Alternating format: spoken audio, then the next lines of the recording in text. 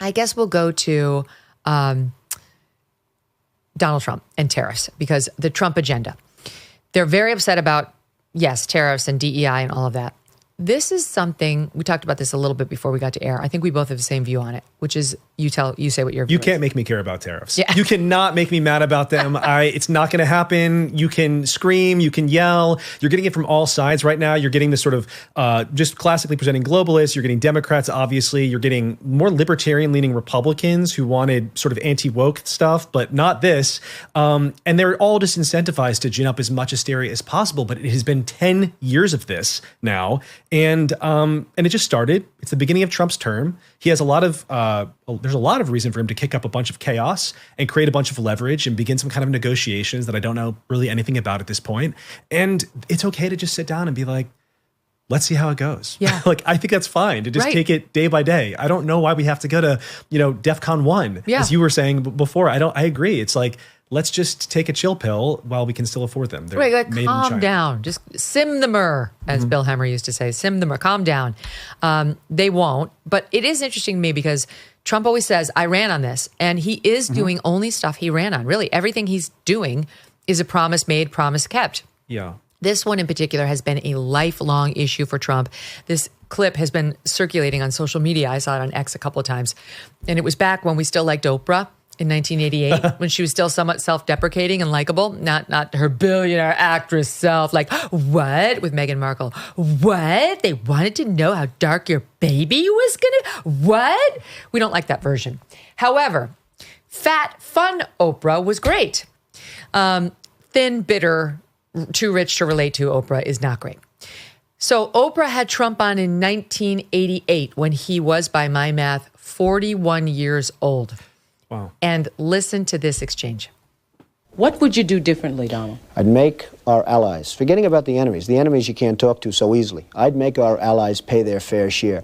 We're a debtor nation. Something's going to happen over the next number of years with this country, because you can't keep going on losing $200 billion, and yet we let Japan come in and dump everything right into our markets and everything. It's not free trade.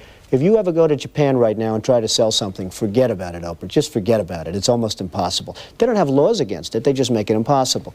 They come over here, they sell their cars, their VCRs, they knock the hell out of our companies. And hey, I have tremendous respect for the Japanese people. I mean, you can respect somebody that's beating the hell out of you, but they are beating the hell out of this country. Kuwait, they live like kings. The poorest person in Kuwait, they live like kings.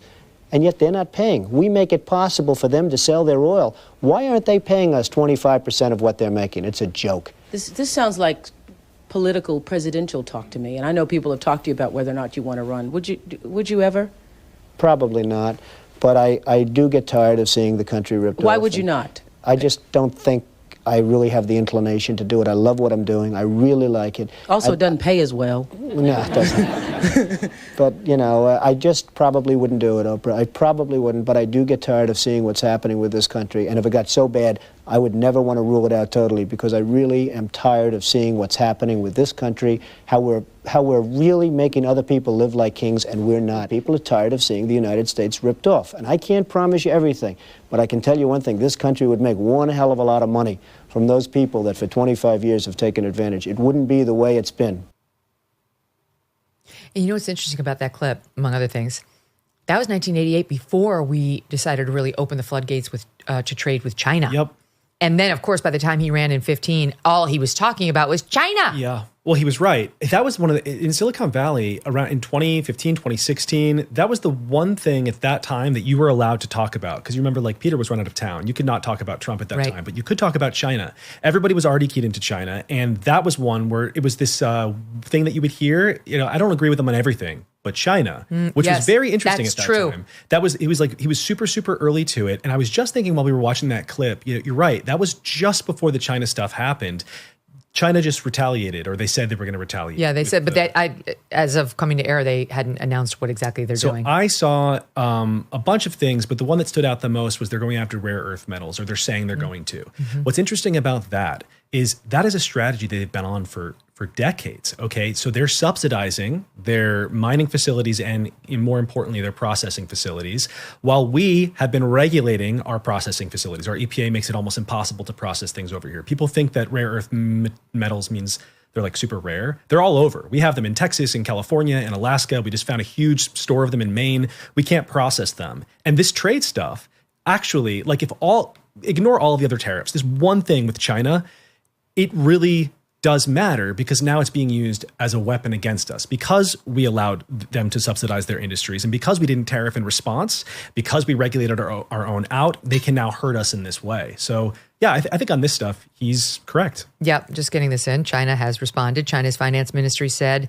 it will match his plan for 34% tariffs on goods from China with its own 34% tariff on imports from the United States. I mean, literally, like we almost send them nothing. That's like, okay, but Trump's not wrong. We import from China so much more than they import from us. They're like, screw you. We don't want to depend on you at all. Here's the second thing. Separately, China's Ministry of Commerce said it was adding 11 American companies to its list of unreliable entities, essentially barring them from doing business in China or with Chinese companies. I mean, isn't this good? I anchored a presidential debate at which we were pressing every single candidate up there about whether their companies had done business with China, why they did business with China. Because if you do business with a Chinese company, you're doing business with a CCP. Xi Jinping. Yes, you have to. That's how it works. That's why when we talk about TikTok and we're like, this is a Chinese company, you're run by the CCP. That's how it works when you are doing business in a communist country. And it just, you know what it reminds me? Like all the other tariffs aside, again, and I think you almost do have to decouple them because we're just in the beginning of the negotiations there. But on China, for them to be like, we're retaliating in this unprecedented active trade war. Yeah. Do you know how many tech companies are banned in China? It's like Google, YouTube, Wikipedia, Twitter, Facebook, like the whole industry, not just tariffed. It's an embargo. They have been waging trade war against the United States, either obviously or in the case of like the rare earth metal strategy, sort of quietly for decades. Well, we've thought like, oh, we're just playing along. And now one person says this is unfair, and they're like grasping their pearls. It's like when an Islamicist blows something up, and then everyone says, hey, like it seems like there's a problem with Islamicism, and they're like, that's violent rhetoric. Right. It's like, well, what about the violence? Then that's kind of how I feel with the China trade stuff. It's just ridiculous that I have to sit here and take it seriously. I'm excited to see what Trump can do, and I understand people are they're feeling uncertain because they rely on their 401ks. You got retirees who are on a fixed income. I get all of that. But I think we just have to hold the line. That's what Trump is asking. I believe that he will do something to watch out for the most vulnerable. Like last time he did that when certain farmers got hit on his trade, on his tariffs in Trump 1.0. Now it was government, quote, handouts. But if he's going to take away, he's going to have to be in a position to replenish just to get us through the hard period if it gets that bad. Not into government handouts, but my point is like if we're going to actively hurt our own farmers, they may need help just to get them through the bridge. Whatever, we'll see where it goes.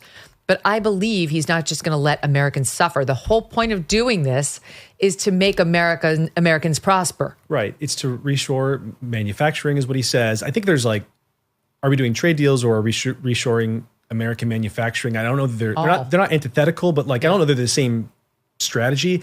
I'm willing to just sort of wait though. And then on the you just mentioned something, you're not into government handouts. I agree.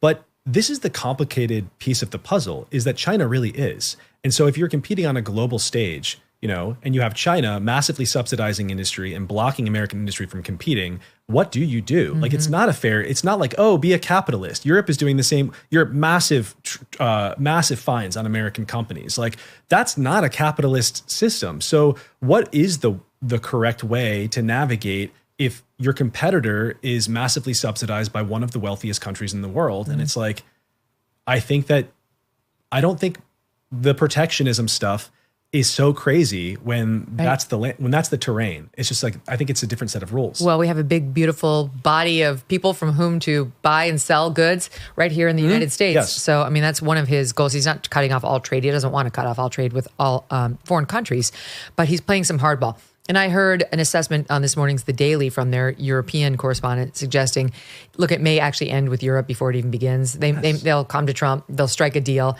The Europeans are feckless and have no power and no backbone. I'm sorry, but it's true. It's a lovely place to visit. But I think they will come hat in hand and try to work something out with him. And Mexico and Canada didn't get this particular round of sanctions or tariffs. They got an earlier round and actually are already changing their behavior. So it's Asia. Yeah. It's Asia really that we have to watch. And not even all of it. I saw Vietnam also made a bunch of, they changed a bunch of their tariffs around. I don't Anticipating know. this. Yeah, like who knows what But this they were making a point about Vietnam and these other places, which is when Trump dropped the tariffs on China first time around, China outsourced its manufacturing plants to countries like Vietnam. They do that in Mexico too. So that they wouldn't be hit by the tariffs we put on China. So they've been doing an end around Trump. And that's why he did a sweeping, now it doesn't matter if you moved it to Vietnam, we're getting them too. Yeah, I think it's really bad in Mexico because we have especially great trade deals with Mexico. And so that, it's like that. I think, listen, I don't know. Again, can't make me care about tariffs. I'm going to just chill out and see how it goes. I'm caring mildly based on this conversation, but that's it, mildly. But we'll see. I think right. it's fine to say we'll see. Tariff wars, stubborn inflation. No wonder gold's been routinely hitting all-time highs. In volatile markets like the one we have now, don't sit on the sidelines. You can take control and safeguard your savings. That's why so many are turning to Birch Gold Group. They've helped tens of thousands convert an existing IRA or 401k into one in physical gold. It's time for you to hedge against the economic instability with gold. Text MK to 989898. Birch Gold will send you a free, no-obligation info kit. Text MK to 989898. A+ rating with the Better Business Bureau. Countless 5-star reviews. Birch Gold is there for you. MK to 989898 today. Thanks so much for watching. If you like what you just saw, hit the subscribe button for more clips and full episodes.